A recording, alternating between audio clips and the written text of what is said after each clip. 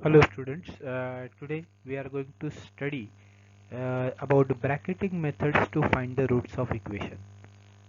So in the bisection method, we are going to study the first method of that is bisection method. So the bisection method is which is the alternative is also called as a binary chopping or interval halving, or also called as Bolzano's method, is one of the type of incremental search method in which the interval is always divided in a half. Okay, so this statement is more important. Interval is always divided in a half. If the function changes over the interval, the function value at the midpoint is evaluated. The location of the root is then determined as laying in at the midpoint. That means you assume that the root is a midpoint of the subinterval, okay, within which the sign changes occurs. The process is repeated to obtain the refined estimate of f of x is real and continuous in an interval of xl and xu, where xl stands for lower limit of the interval, xu stands for the upper interval of the limit of the interval, and f of xl and f of xu are nothing but the function evaluation at the lower point of the interval and the upper point of the interval, have the and their product have a opposite sign. If this condition is met, then only then the root lies in that interval. That means f of xl into f of xu should be less than 0, that is negative. If this product is negative, then we can say that the root lies between f of xl and f of xu. Now if you want to see this in a diagram, okay, let us say this is a function, okay. Then in this particular function, if this is a function, okay, this is f of x,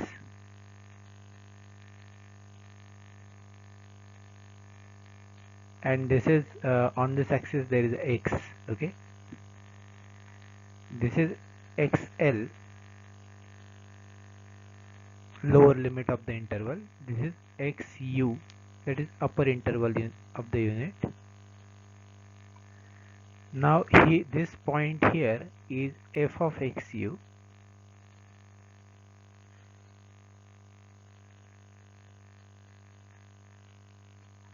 and this point over here is f of xl.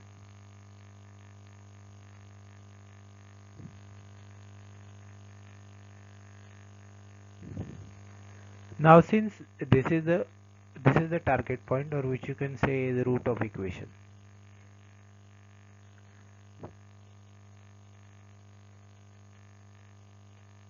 Okay, so this is our root of equation and we need to find this point. So every time this interval of xl and xu, okay, this interval which is under consideration, if root lies in this, then product of f of xu upon f of xl should be negative, okay, and this is reflected in this particular diagram, okay. We will see a better diagram henceforth.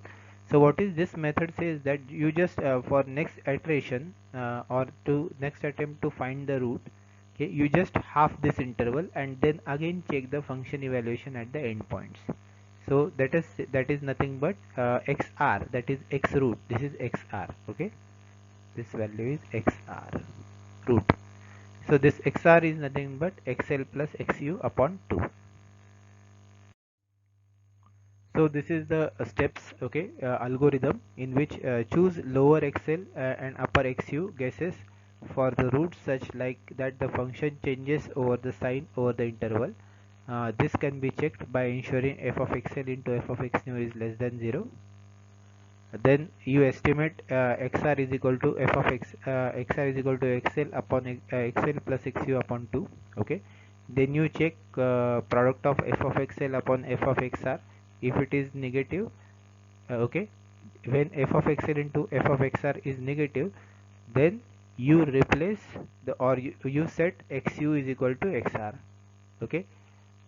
When product of f of xl into f of xr is what you can say greater than 0 or positive, then you set then you set xl is equal to xr. Okay.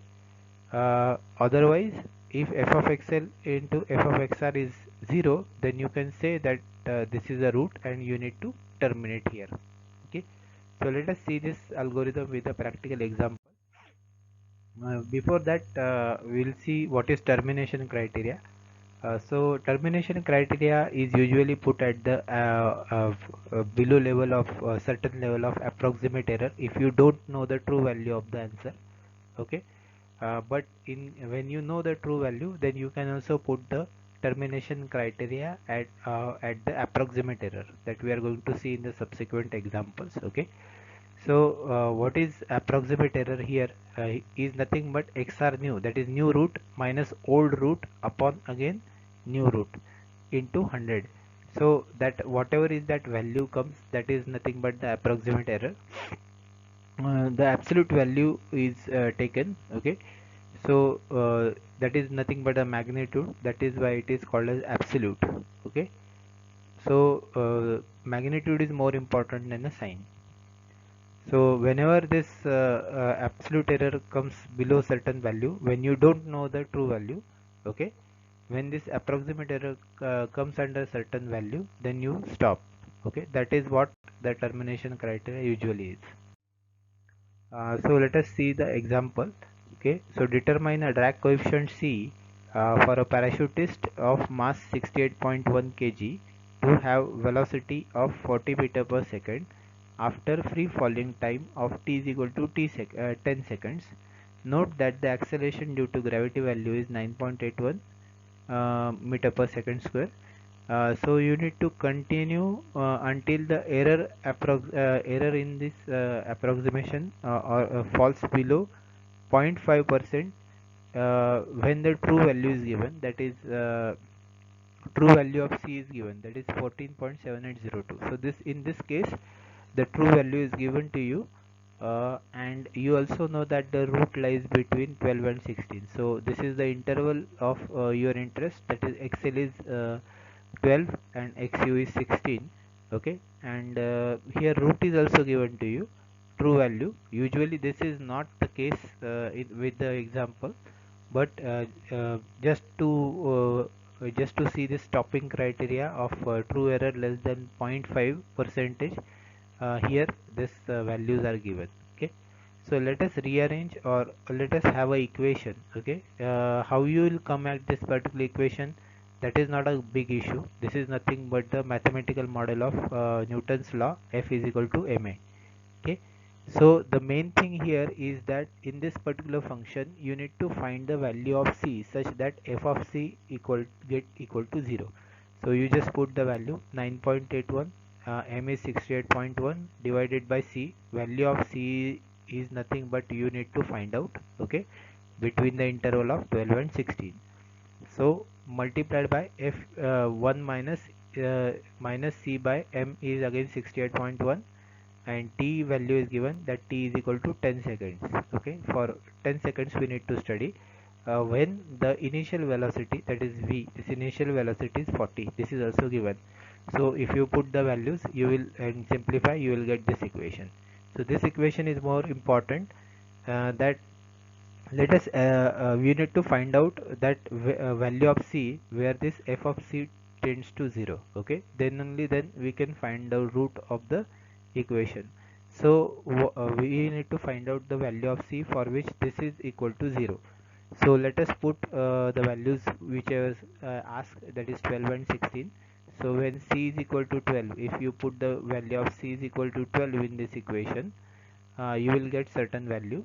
And when you put value c is equal to 14 in this equation, you will get another value. Okay, so f of c is nothing but f of l, lower bound. Okay, and f of u we need to find out, upper bound. Okay, so let us plot these values in the table. So for first iteration, lower bound is 12, upper bound is 16.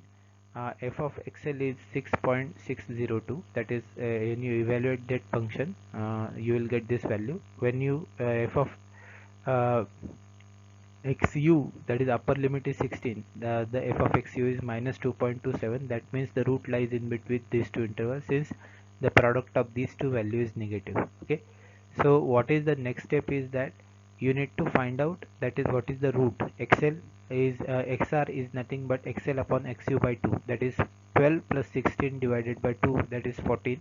Okay, f of xl into f of xr, that is this is f of xl 6.602 into f of xr. Now f of xr you need to find out. Okay, in this case I have not plotted the table of f of xr, that is f of 14 you need to find out. Okay, uh, that product comes positive.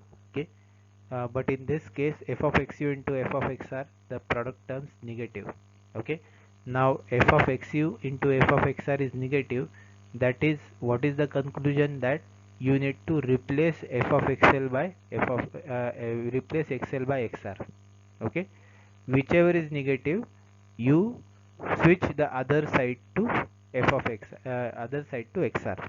That is, when f of xu into f of xr is negative, you switch xl by xr. Okay, and when f of xu into f of xr is negative, you switch the other way. Okay, so here in the first iteration you can say replace xl by xr. Now true error could be found out, true value minus the approximate value, this value, this is the approximate value which we just got in this iteration. That is why 14.7802 minus 14 upon 14.7802 into 100, that comes 5%. Okay, roughly 5%. The approximate error always start with the 100%, since we always start with the approximated value. So at the first iteration the error is always 100%. So let's go to the second iteration. So second, as per whatever written here, replace xl by xr. So where in next iteration, instead of this 12, replace xl by xr, so this becomes 14. Okay, so this value is replaced here, 14.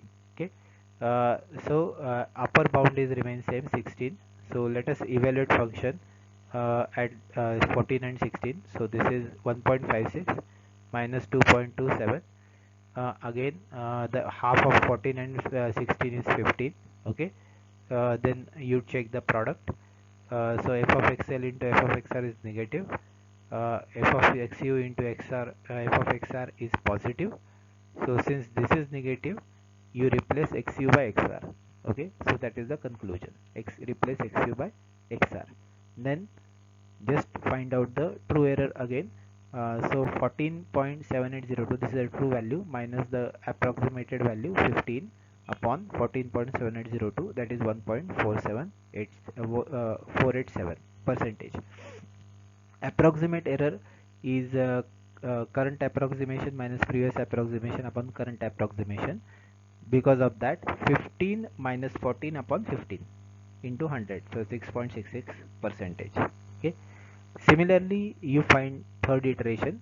So as per written in the remark, replace xu by xr. So replace xu by xr, so this xu, this x replace xu by xr, so xr is 15. Okay, so this is replaced here. Okay, replace xu by xr. In this conclusion is written replace xu by xr. For further iteration you have just replaced the xu by xr. So here there is a 15 value. Okay, 14, 15, again 14.5 half. Okay, evaluate the function at the 2 points, check the product, whichever is negative replace the other one. Okay, in this case f of xu is f of xr is negative. Okay, so you replace xl by xr. Okay, so in further iteration xl is replaced by xr. Okay, here. So likewise you perform. Okay, you monitor the error, true error, you monitor the approximate error, and you need to find out that after 6th iteration this true error comes below 0.5%, which is the specified stopping criteria, and here we will stop, and what we will declare, the root of equation is 14.8125. Okay, so this is the root of the equation which we have got under permissible limit of error. Okay, so 14.8125 is the root of the equation. So this is the answer. So let us see a small problem again. Okay, in this particular problem, the function is x log x minus 1.2 is equal to 0 in the interval of 2.5 and 3. Okay, that is xl is 2.5, xu is 3. Okay, so xl is 2.5, xu is 3. That is just I have plotted these values directly. You need to write it down. Okay, so f of xl is minus 0.205, that is 2.5 log 10 of 2.5 minus 1.5. If you do it, it comes minus 0.205. Then when you put x is equal to 3 in the equation, so 3 log 10, 3 minus 1.2 comes up to 0.2013. Then xr is nothing but addition, and the midpoint of 2.5 plus 3 divided by 2, that is 2.75. You check f of xr, that is 0.0081, that is positive. Okay, since this is positive, and you need to check which is which product is negative. In this case, f of xl into f of xr is negative. So since f of xl into f of xr is negative, you replace xu by xr. Okay, that is you replace the other one, that is xu by xr. So here this phenomenon is explained with the help of diagram again. This is xl, this is f of xl, xr, f xu into f of this is f of xu. This is a root where supposed to calculate. Okay, so iteration number 2. So here it is given that you need to do it up to fourth iteration. So this is the condition which is mentioned in every numerical, and you need to obey that. Now this particular problem, it is given that you only need to perform 4 iteration, and after fourth iteration you will get value 2.7187. Okay, okay, where xl is lower bound, xu is upper bound of the. So here it is mentioned that you need to stop after fourth iteration. So we can say that the root of equation is after fourth iteration is 2.7187.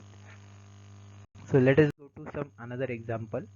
Uh, so this is the example of f of x is equal to x e raised to x minus 3.1 cos x. Okay, this is the function in the interval 0 and 1. Okay, let us assume that it is not given, so you need to assume between 0 and 1. You need to calculate f of xl, you need to calculate f of xu. Okay, then you need to check whether this two product is get less than 0. Okay, that is negative. If it is coming negative, then only then the assumed interval is correct, that is root lies between 0 and 1. Okay, so in this case we got this value. So let us proceed for iteration number 1. Okay, so again let's half the interval 0 and 1 divided by 2, that is 0.5. Then evaluate f of xl into f of xr, f of xu into f of xr. Okay, so you see that this one of then again you perform that you see whichever is negative. So we found that f of xl into f of xu is less than 0. So the conclusion is replace xl by xr. So for the next iteration, we have to search the root between 0.5 and 1. Okay, so the same thing is mentioned in this. Okay, likewise you need to perform iteration. Okay, so after performing 7 iteration, you will reach up to certain accuracy. Okay, so what is this accuracy? Accuracy you need to check at after every iteration. Okay, in the problem statement itself the value of accuracy is given. Okay, so that is accuracy should be less than 0.01, that is the condition which is given. So here every time we check accuracy, accuracy is nothing but the current approximation minus previous approximation, that is this 0.859. This is the this 0.851, this is the current root. Okay, minus 0.859, 851 minus 0.859, that is the previous root. So that value is, if it is less than 0.01, then you stop, and in this case it comes up to 0.008, that is less than 0.01. So we have stopped after 7th iteration. If it is not there, we should have continued. Okay, so f of xr is nothing but the addition of these two. Okay, so the root of equation, we can say that this is 0.8554. Okay, so here it is not mentioned that how many iterations you need to do. Okay, so you just need to half the interval every time, and you need to check the error for you check the accuracy. Okay, up till the accuracy permits, you need to perform the iteration. Usually in the exam you won't get the problem with 7 to 8 iteration. 5 iteration is enough. This is only to understand for understanding purpose. Okay, so the same results are plotted in the table. Okay, so I insist that you please see all these tables carefully and see the values, so that you will get uh, you can see this. Okay, or at the final, uh, whatever we have just written in the elaborated form, I just put in a tabulated form. Okay, so this table is important in an exam. If you plot this table, then also the examiner will come to know that you got the method. Okay, so this table is important.